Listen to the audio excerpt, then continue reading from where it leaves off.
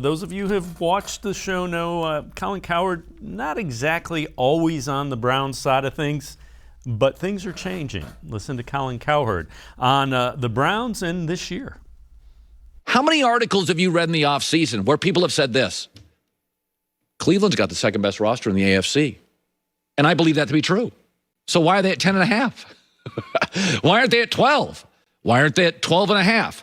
So I can't wait to watch it. I still think there's this reluctance about Cleveland, and ironically, I don't have it.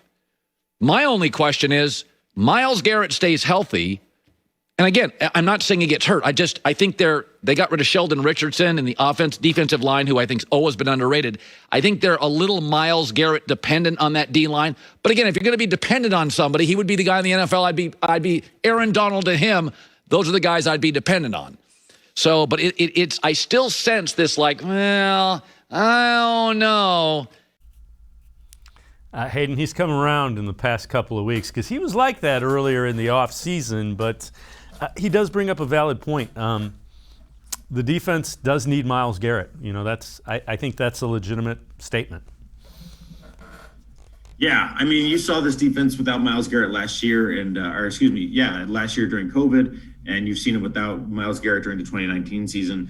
There's no guarantee Myles Garrett's going to stay healthy, but I kind of agree with what Colin's saying. I think there's generally a distrust in Cleveland just because with the Browns, especially, everything that could go wrong has gone wrong over the last 20 years, 22 years now, if my math is right. So I understand the reluctance, but when you look at the roster, you look up and down. The offensive line is one of the best in football. They have the two best backs in football combined. They have a quarterback who's up and coming, who's young, and who could potentially have a breakout season this season, who's been, has had a little bit of an up and down, but has great receivers, has great tight ends. Defensive line is veteran laden. It's a little bit deeper than people think. The linebackers are a little bit of a cause for concern. Again, not a ton of experience there and not a ton of, true talent there.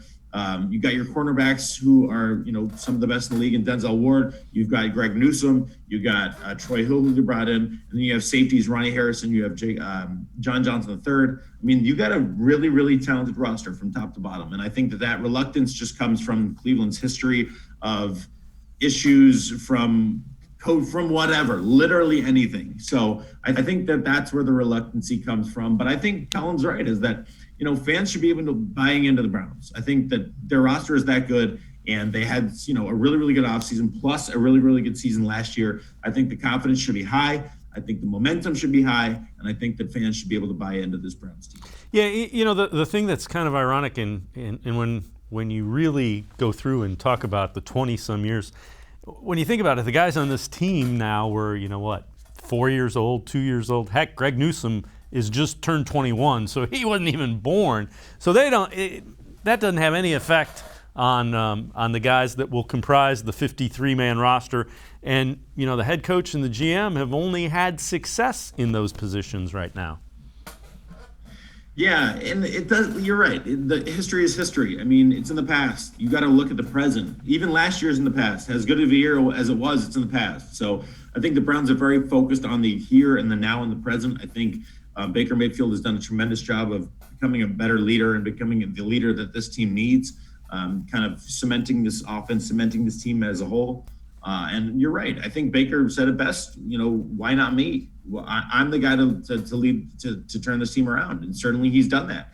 He's had some help with some tremendous talent around him, but certainly, again, he's kind of the face of the franchise at this point, and a guy that people are going to look to, he knows as well as anyone that if the Browns are going to do anything, it's going to be because he plays well. So I certainly agree that the past is the past. Guys are young. They're too young to remember the horrible days, and they're here to change the narrative. They're here to change things. They're here to make new history and to make the Browns, back into the powerhouse that they've been for, quite a long time.